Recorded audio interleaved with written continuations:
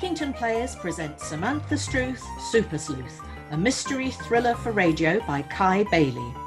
Part 1.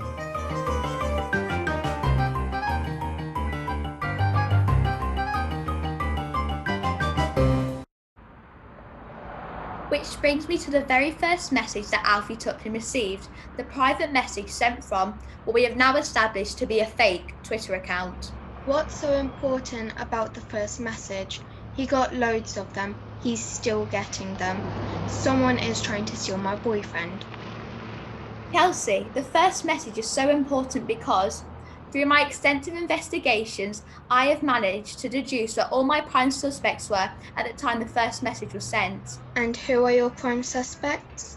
Why do you think I've gathered you all here today? You're not seriously suggesting we're your suspects? We're Chelsea's best mate. These are your main suspects. Jade, Mia, and Imogen. You're having a laugh, right? This isn't a laughing matter. You're dead right, this is not a laughing matter. If one of my best friends is behind these messages, I'll go off my head. Jade Denton, where were you at the time the first message was sent? I've already told you. I was at my dance class. But your dance class finished at 7:30. So? This message wasn't sent until 7:57, plenty of time for you to go home and send the message. However, you do still have an alibi. I do? Yes, you do. My neighbour Henry was in McDonald's on the evening in question and saw you purchasing a Big Mac and fries just before 8 o'clock. I thought you were a vegetarian, Jade. Precisely why we think she was reluctant to admit whereabouts in the first place. Imogen Allsop, you claimed to be doing your homework at the time and told us your mum was witness to this. However, your brother Tufty, Who is in the year below us at school, told us your mum nipped to Tesco between 7:45 and 8:15 on that evening, providing you with a significant window of opportunity. The little snitch. I'll get him for that. Before you do, Imogen, please bear in mind he also told us that you couldn't possibly be responsible for the message because he was on your home PC at the time and your dad had confiscated your phone. I'm in the clear. Which means it must be Mia. Don't look at me. It's got nothing to do with me. I don't fancy Alfie. Why? What's up with him? Nothing. He's just not my type. So, who can vouch for you? No one. I was in my room by myself. But that doesn't prove it was me. actually, that's not strictly true, is it? Harriet's right. We have a statement from your younger sister Who is also at our school in year 2. saying that you were playing with her and the dolls downstairs at the time the first message was sent, and this provides you with a solid alibi. You were playing with dolls? No wonder you didn't want to tell us anything, Mia. I'll kill Maisie when I get home.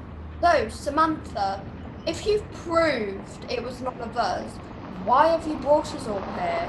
Who has been sending the messages?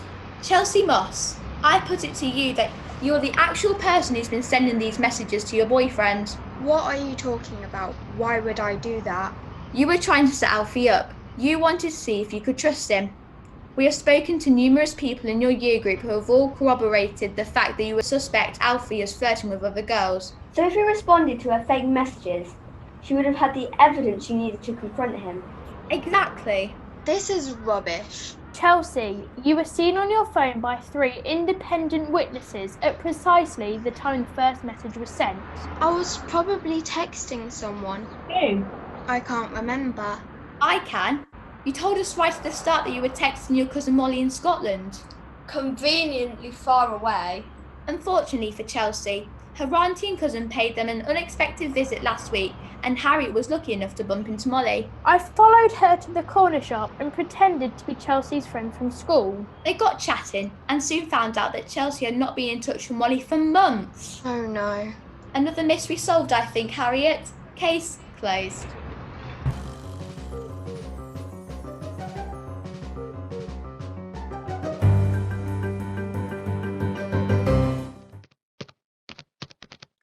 My best friend just keeps getting better and better. Another baffling mystery has been successfully solved by this 11-year-old girl. Who needs the police and private detectives when you've got Samantha Strewth? Her keen eye and natural intuition makes her the best in the business. What did the little town of Humbleford do before Samantha came along? If you have any case, no matter how big or small, don't hesitate to contact the town's very own Super Sleuth. Harriet? Harriet, where are you? I'm in my room. Come up.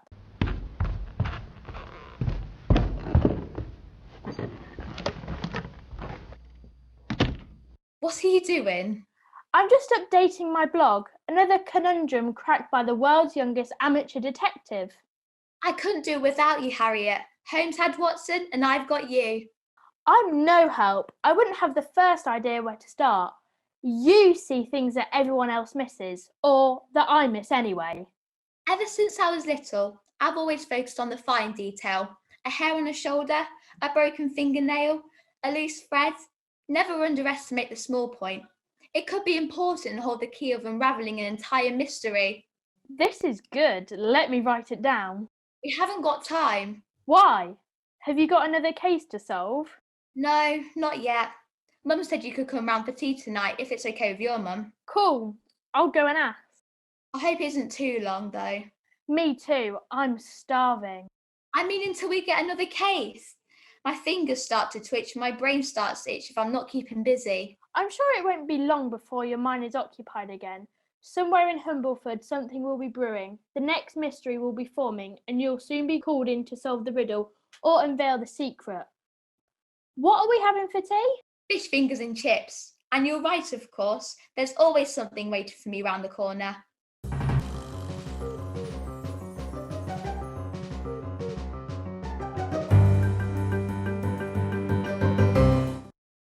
I'm sure I recognise you. Let me get a closer look. Come on, out the cage you get. You seem very familiar to me. What are you doing, Tommy? Looking at my hamster. I can see that. What are you looking at it for? Come over here. I'm not getting too close to you. I don't know where you've been. I'm sure I've seen this hamster before, Imogen. What are you on about? I recognise its face. One hamster looks pretty much like the next. But this doesn't look like a hamster. It looks like Miss Cropper. Miss Cropper? Yeah? Miss Cropper from next door? Yeah? Miss Cropper, the geography teacher from my school who's just retired and gone on a 6-month cruise? Yeah? Tommy, you're strange. Have a look if you don't believe me, Imogen. Goodness sake, if it'll shut you up. See what I mean? Kind of. It's got the same piggy eyes, I suppose. And the same pinched nose. Definitely got the same hairy chin. Look, if you're not happy with it, Tommy, take it back to the pet shop and get a different one. Have you noticed how it keeps sniffling all the time? Sharp, little, disapproving sniffs. Just like Miss Cropper used to. So what? Well, it's going to sound daft, but I wonder if this hamster could actually be Miss Cropper. You think this hamster is my old geography teacher? A bit? You're nuts. Miss Cropper disappeared the day before I got it. She's gone on a cruise. But what if she hasn't? I'm going downstairs. Imogen, please! Look, if you're that bothered, go and tell what's-her-name from your school about it and she can sort it out. Who? Samantha? In year 6? That's her. She fancies herself as a bit of a detective. Get her to look into it. That's a great idea! But I warn you, Tommy, do not breathe a word of this to anyone else. If you do, people will think I have a lunatic as a brother, and I will have to disown you or possibly even kill you. Do you understand?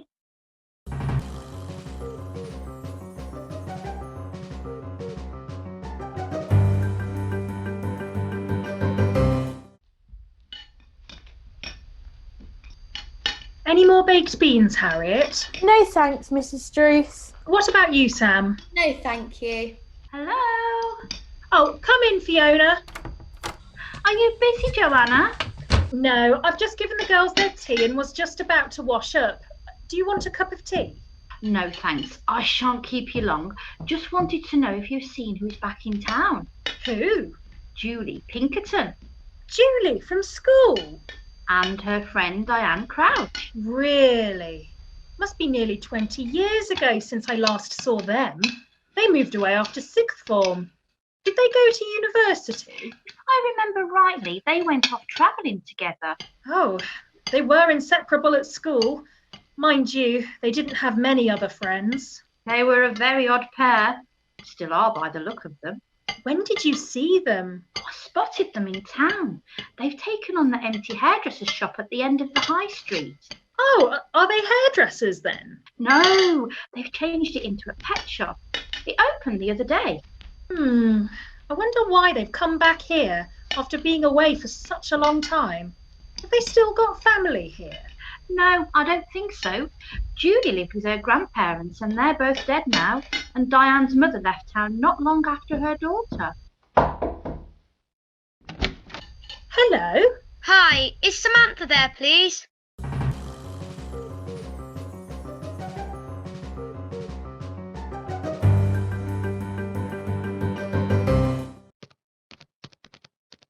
As soon as Samantha saw the Year 4 boy, she knew he needed to talk in private. We went up to her bedroom. So what can we do for you, Tufty? You remember me? Of course. We interviewed you last week on a matter concerning your sister, Imogen. Yes, that's right. Your actual name is Tommy Alsop, but most people refer to you as Tufty on account of the unruly tuft of your hair on top of your head that just won't lie down. Thank you for seeing me. What can we help you with? I've got something in my pocket. Look. A hamster? A rodent that feeds primarily on seeds, nuts and vegetation, which has become a popular house pet due to it being relatively low maintenance and inexpensive to keep. This is Miss Cropper. Interesting name. No, I actually think this is Miss Cropper. Who's Miss Cropper?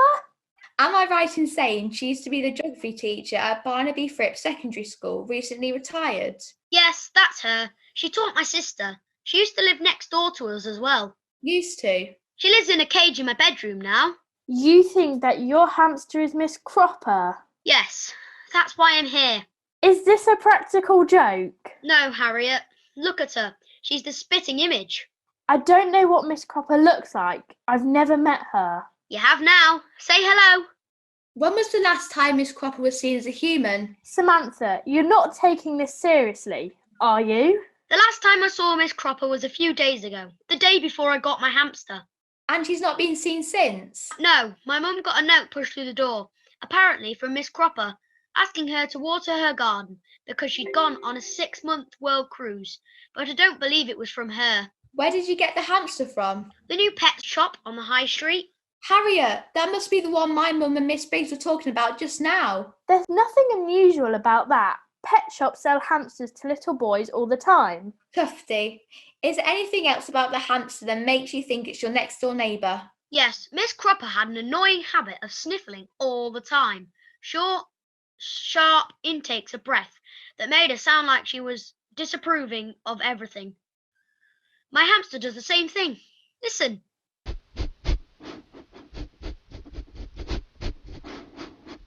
We'll take your case. What? Trust me. I do. Thank you, Samantha. Thank you so much. Have you told anyone else about this? Only my sister, but she won't say anything. She thinks I'm crazy.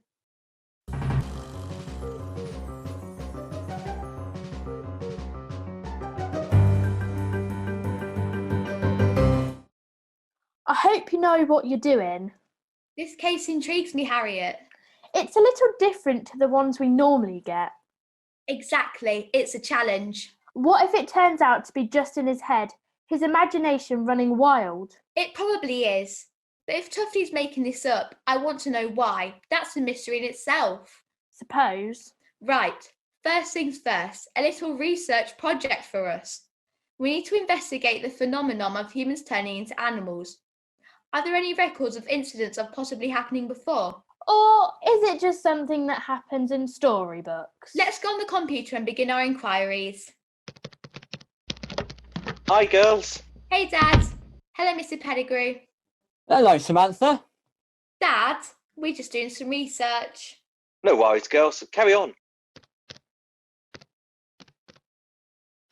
I'll tell you, Bruce, I couldn't believe it when I saw her. I had to duck into a doorway so she didn't see me. You hid from her? Yes, she hates me. I only went out with the girl for a couple of months and then she spent the rest of our time at school sending me spiteful notes and giving me death stares across the playground. That was 20 years ago. I'm sure she's over it by now. Diane Crouch. What a blast from the past. Never thought I'd see her again. She might not be called Crouch anymore. She might have married. No, she isn't. Apparently, she's back in town with Julie Pinkerton. They've opened a pet shop together on the high street where the hairdressers used to be. Who's Julie Pinkerton? She was her best friend at school. I don't remember her. You do. They hung around together all the time. Julie was always getting picked on, even by the teachers. Don't you remember? Miss Cropper was always horrible to her. Miss Cropper was horrible to everyone. Yeah, but she was really awful to Julie. Never missed an opportunity to humiliate her. Yes, I think I remember. Miss Cropper always asked Julie the most difficult questions. And if she didn't get them right, she'd make her stand up in front of the class and recite stuff, like different cloud formations or American states or something. That's her. I wonder why they've ended up back here. Seems strange to come back after all this time. Yes, I wish they hadn't. I'm going to have to spend the rest of my life avoiding them. You can't do that. You could bump into them any time. Why don't you go into the pet shop and make amends? Fresh start and all that. Yeah, maybe. I'll think about it. Anyway, let's get those things you want to borrow out of the shed. Samantha, did you hear all that? Miss Cropper and the pet shop mentioned in the same conversation. That's more than coincidence. You took the words right out of my mouth. We need to stake out the pet shop and we've got the perfect vantage point. We'll head off first thing in the morning. It's Saturday tomorrow, so he won't be busy till a bit later. Harriet, the game is afoot.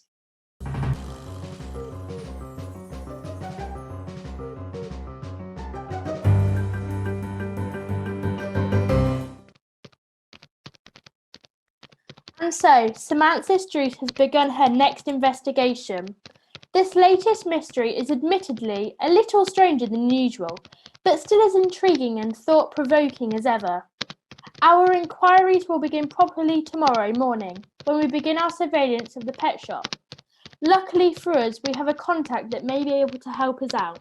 Donald Duckworth, one of our greatest allies, the eyes and ears of Humbleford, our best informant and spy. Conveniently, he is also the owner of a burger van positioned directly opposite the pet shop.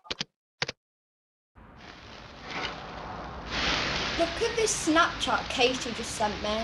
No way. Let's see. She's mad, she is. Good morning, you lot. You're up bright and early. Fancy a bacon bat to get the day started properly? No thanks. Big squidge of tomato ketchup. Perfect. I'm a vegetarian. A vegetarian? What do you want to be one of those for? None of your business. I could rustle you up a delicious fried egg bat. Nice runny yolk. No thanks. Hey, look who it is, girls, walking this way. Hey guys, I thought I might find you hanging around. Yeah, so what if we are? It's nothing to do with you. Are you still in a mood with me because of the other day? Look, I've already told you. That girl got it all wrong. It wasn't me who was sending those messages. Well, who was it then? I don't know. She was pretty convinced it was you. And she didn't deny it when she first said it. It took a few minutes for what she said to sink in. You're a liar, Chelsea. And I don't know about the others, but I don't want to hang around with a liar. No, neither do I. Or me. See you around, Chelsea. Having a bad day?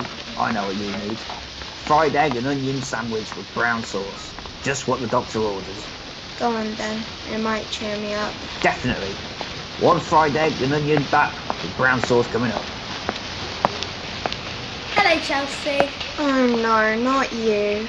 No hard feelings? Yes. Loads of hard feelings. Stay away from me, Samantha Strewth. Hey, come back. What about your order? Keep it. Samantha, stop scaring away my customers. Never mind about her. We need a favour. Think we've got the biggest case yet in our hands. Really? Sounds exciting. I'll get you a drink and you tell me more. What's it to be? Orange juice, please. Milk for me, please. How are your mum and dad? They're good, thanks. I haven't seen them for a week or two. Here are your drinks. Thanks. So, what's going on? Well, we can't go into too much detail at the moment. We can tell you it involves the pet shop over the road. What, that new pet shop? It's only been open 5 minutes. That's right. Have you met the new owners yet? Not really, no. Not properly. I've seen them though. A right strange looking pair of women. We need to keep an eye on the shop, monitor everyone who goes in and out. And your burger van is in a prime location. You want to spy on the pet shop from in here? If we could. You know I can't let you do that. Why not? Because of health and safety. You can watch from behind my van if you like. Make a base for yourself back there. That would be great, thanks. Look at the sign above the shop. Paws and Claws Pet Stores. What's the strange symbol next to the writing? I don't know. Looks very mysterious. Bit like that old Egyptian writing. Hieroglyphics. That's the one. Hey, isn't that your dad's friend from last night? It's Adrian Pettigrew. Quick! Hide! Get behind the van! I don't want him to see us here. Morning, Don. Good morning, my friend. How's life treating you? Oh, you know, mustn't grumble. How's you? Pleased it's the weekend. Ha! It's all right for some. Can I get you anything this morning? Yes, please, mate. I'll have a white coffee and a bacon roll. Coming right up. Tell you what, I'm just going to nip over to that pet shop while you get that ready for me. Want to have a word with the new owners. Looking to buy a new pet? No, actually, I used to go to school with them. Even went out with one of them. It must be 20 years since I last saw them. Thought I'd pop my head round the door for old time's sake. See you in a bit. Looks like he's taking your dad's advice and is going to make amends. It certainly looks like it.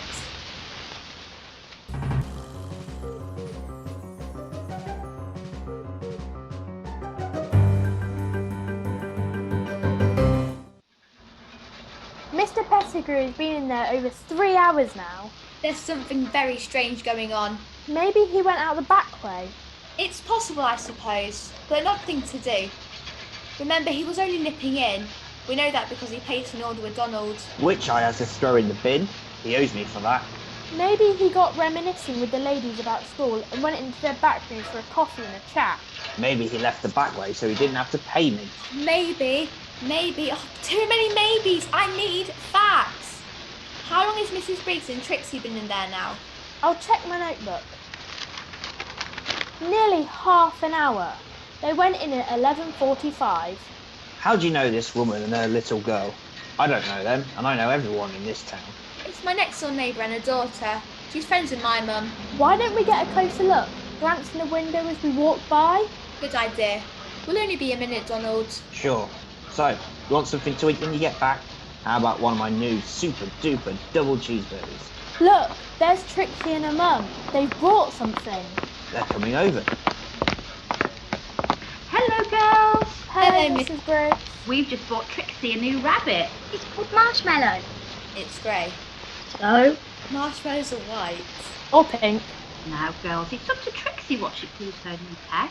I want a pink rabbit. You can't get pink rabbits. Unless you dye a white one. You're not helping. Hey, who fancies a burger? I bet you want one, don't you? Yes. Mum, can we go to McDonald's? You don't want to go to McDonald's. Mine are much nicer. Trixie, we'll have lunch when we get home. I want a cheeseburger from McDonald's. They only use that plastic cheese stuff. I use real mature cheddar, grated fresh this morning. Thank you, but we're having a salad when we get back. I've got salad. I can put some salad on your burger. I don't want salad. Most cheeseburgers don't have salad. But they have gherkins. Whoever thought it was a good idea to put gherkins on a burger? I don't use gherkins. I don't like gherkins. A cheeseburger with no gherkins coming up. For the last time, she's not having a burger. We are going home now to have a salad for lunch. Goodbye. You seem very interested in Trixie's rabbit. I wonder. What are you wondering? This is going to sound pretty crazy. In fact, I can't believe I'm about to say it. but Marshmallow had a distinct look at Adrian Pettigrew about him. What? I know it's bizarre. I know it's impossible. But This is getting weird. Trixie's rabbit cannot have been Adrian Pettigrew. you're right. It just seems strange that we now have 2 missing people and 2 pets that look suspiciously like them. We don't know Adrian is missing for sure yet. Hey Donald, can I have a burger please? No onions. Coming right up.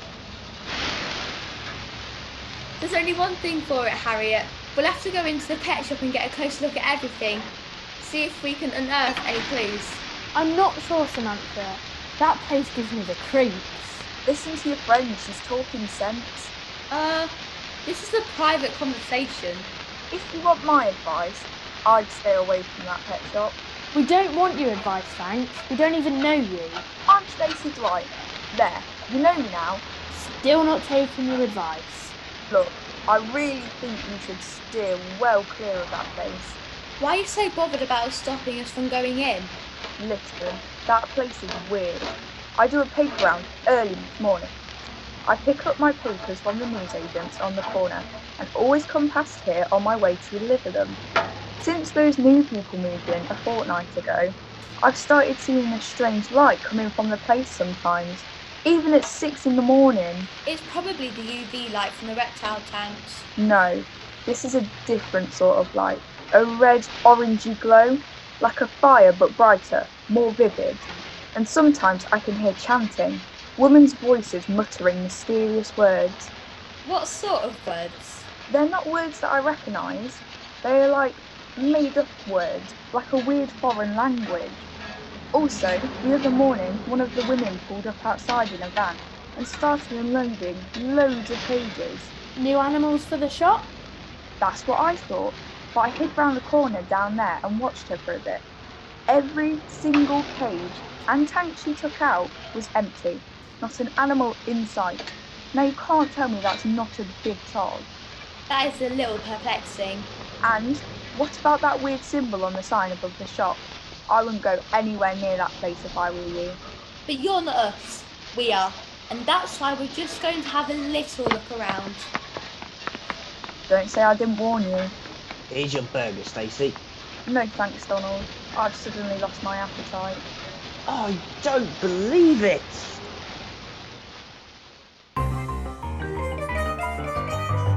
Samantha Strewth, Super Sleuth, was written by Kai Bailey and featured in order of appearance Laurel Mountain as Samantha Strewth, Cara Gray as Chelsea Moss, Frankie Griffiths as Jade Denton, Grace Wymant as Mia Tibbets, Holly Walker as Imogen Alsop, Amelia Barlow Howe as Harriet Chumley, Dylan Goddard as Tufty Alsop, Laura Griffin as Mrs. Strewth, Elaine Marshall as Mrs. Briggs, Matt Brown as Mr. Strewth, Callum Thursby as Adrian Pettigrew, Callum Thomas as Donald Duckworth, Lola Ruddock as Trixie Briggs, and Regan Skinner as Stacey Dwight.